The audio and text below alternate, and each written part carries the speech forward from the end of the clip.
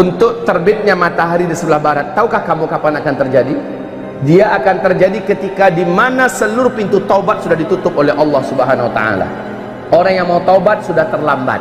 Orang yang menyatakan ingin syahadat mau masuk Islam sudah telat. Allah Subhanahu wa taala sudah tidak lagi mendengarkan taubat mereka. Malam kali itu sangat lama, terasa sangat panjang. Kemana perginya matahari?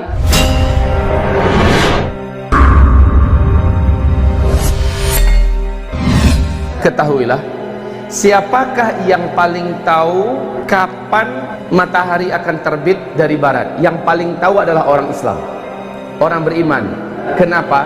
Karena orang beriman ketika itu menghabiskan malamnya dengan tahajud, baca Al-Quran, berzikir.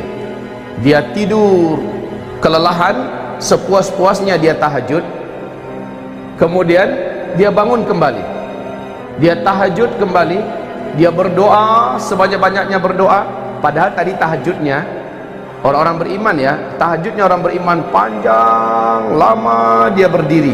Setelah itu dia rukuk, lama rukuknya, dia iktidal, lama iktidalnya, dia sujud, lama sujudnya. Begitulah tahajud dia kerjakan. Kemudian setelah assalamualaikum selesai, dia pun berdoa sepuas-puasnya berdoa, berzikir sepanjang-panjangnya zikir, lalu baca Quran sepenat-penatnya, lalu ketiduran lagi. Dilihat hari masih gelap di luar. Kemudian dia terbangun kembali. Setelah terbangun masih gelap seperti tadi. Dia kembali bangkit, sholat lagi seperti tadi. Lalu berdoa lagi, zikir lagi, baca Quran lagi. Kemudian saking lelahnya dia beribadah, tidur lagi. Lalu dia bangun seperti sudah lama sekali tidur. Kemudian dia terbangun masih gelap gulita di luar. Setelah gelap gulita yang begitu panjang di luar, dia lihat ini berarti masih ada waktu untuk sholat tahajud. Dia kembali sholat tahajud. Panjang dia sholat tahajud, Masya Allah, sampai pada saat dimana dia sangat penat. Lalu dia berdoa, berzikir, membaca Al-Quran. Setelah itu dia pun turun ke jalanan. Orang-orang beriman turun ke jalanan, masih gelap gulita. Apa kata orang sesama mereka yang berjumpa di jalanan? Padahal gelap gulita, mereka bawa obor masing-masingnya. Inilah dia tanda-tanda yang pernah kita pelajari. Berarti besok pasti matahari terbit. Orang-orang awam yang udah capek tidur, orang-orang yang memang anti sholat, yang nggak mau ibadah, tapi dia orang Islam, ya, udah banyak tanda-tanda kiamat, tetap aja nggak percaya. Akhirnya kaum muslimin berkumandanglah azan. Siapa yang menyuruh azan? Sang imam.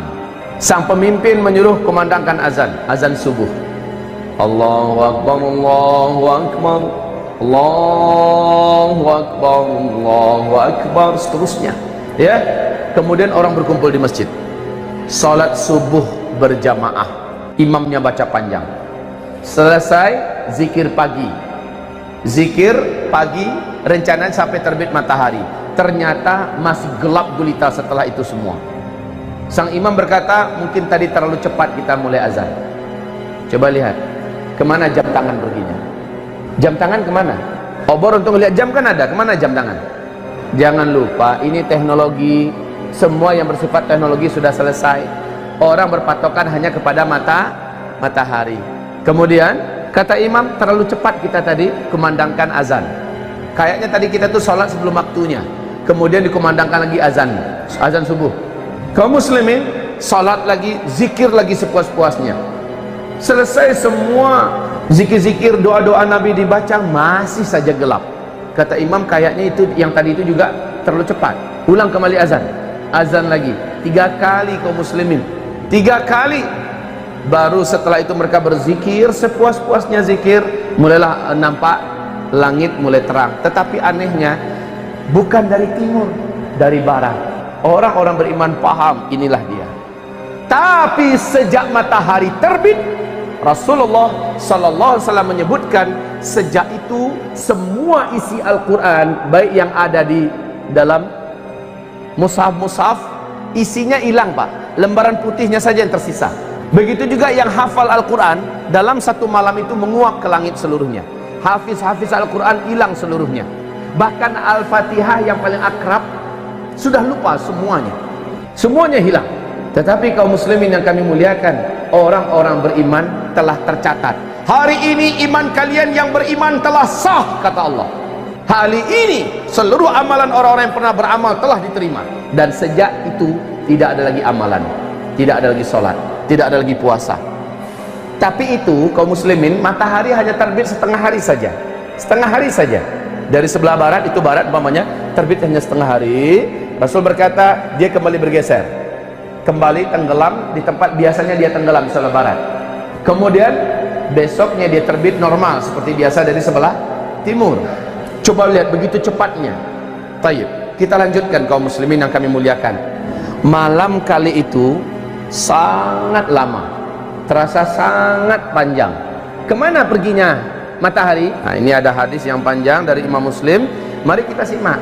Dengan hadis inilah, dengan penuh hormat saya harus membantah pernyataan Syekh Imran Hussein, di mana beliau mengklaim maksud matahari terbit dari sebelah barat di akhir zaman adalah Islam nanti akan bangkit dari Amerika dan dari Eropa.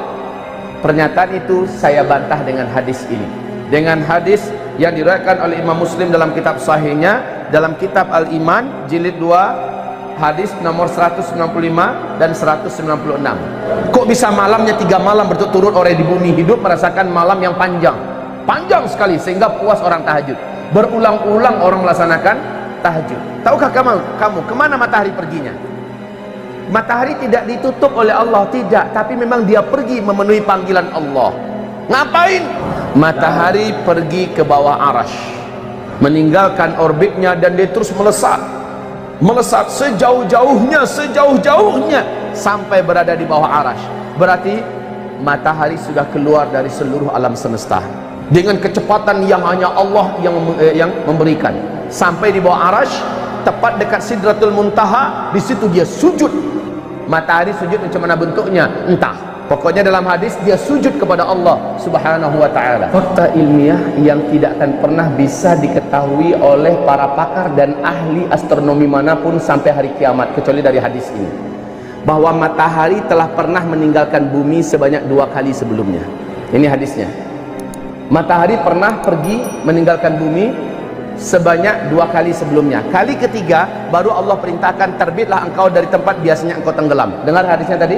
Dengar bahwa matahari telah pernah meninggalkan bumi ini dulu. Kapan? Belum ada para pakar yang mampu mengungkapkan ini. Kalaulah tidak ada hadisnya, kita tidak akan tahu ini. Dan Rasulullah tidak pernah bicara dengan nafsunya. Seluruh yang dikatakan adalah wahyu yang diwahyukan kepadanya. Untuk terbitnya matahari di sebelah barat, tahukah kamu kapan akan terjadi? Dia akan terjadi ketika di mana seluruh pintu taubat sudah ditutup oleh Allah Subhanahu wa taala. Orang yang mau taubat sudah terlambat. Orang yang menyatakan ingin syahadat memasuk Islam sudah telat. Allah Subhanahu wa taala sudah tidak lagi mendengarkan taubat mereka. Di kitab Ensiklopedia Akhir Zaman, Rasulullah bersabda sallallahu alaihi wasallam, tempat terbitnya matahari dari sebelah barat, tempat terbitnya matahari, tenggelamnya matahari di sebelah barat, itu adalah pintu taubat yang ternganga. Jarak pintu taubat itu, kata Rasulullah SAW, 70 tahun perjalanan. Tidak tahu 70 tahun perjalanan cahaya atau perjalanan apa, pokoknya lebarnya pintu taubat itu terbuka adalah 70 tahun. Tapi ketika matahari terbit dari sebelah barat, sejak itu pintu tersebut tertutup rapat, maka tidak ada lagi taubat. Tidak ada lagi taubat. Orang yang ingin bersyahadat memasuk Islam sudah tidak lagi diterima. Bahkan sejak matahari terbit dari sebelah barat, tidak ada lagi sholat duha, tidak ada lagi sholat zuhur, tidak ada lagi sholat asar. Semua ibadah-ibadah dan syariat sudah diangkat. Besoknya binatang raksasa akan keluar dari dalam perut bumi. Malam harinya Al-Quran sudah dipanggil oleh Allah kepada sumbernya, kepada zatnya. Bahkan catatan, subhanallah, Bapak akan baca nanti hadis, kita dengarkan bersama-sama ya. Rasul mengatakan saat itu Al-Quran hanya tinggal lembaran-lembaran putih. Di waktu duha, setelah matahari terbit, orang-orang ingin melihat Al-Quran. Betul, Al-Quran sudah tinggal lembaran-lembaran putih. Saya bertanya kepada Bapak, di zaman Nabi ada nggak Al-Quran yang seperti ini? Di zaman sahabat ada nggak Al-Quran seperti ini? Tidak ada. Yang namanya kertas itu kan baru beberapa tahun kemarin yang baru munculnya kan. Nabi mengatakan saat itu Al-Quran sudah tinggal kertas-kertas putih kosong. Subhanallah. Jelas beliau adalah Nabi yang mulia, Nabi yang benar, Nabi yang jujur. Beliau mengungkapkan ada kertas nanti di akhir zaman. Toh Al-Quran ketika dia diangkat sudah tinggal hanya lembaran-lembaran putih yang kosong. Subhanallah. Allah pada hari di mana matahari terbit dari sebelah barat mengumumkan bahwa hari ini iman orang yang telah beriman sebelumnya sudah sah. Hari ini orang yang pernah beramal dengan amal-amal sebelumnya telah diterima, dan dari hari ini tidak ada lagi amalan, tidak ada lagi iman. Subhanallah.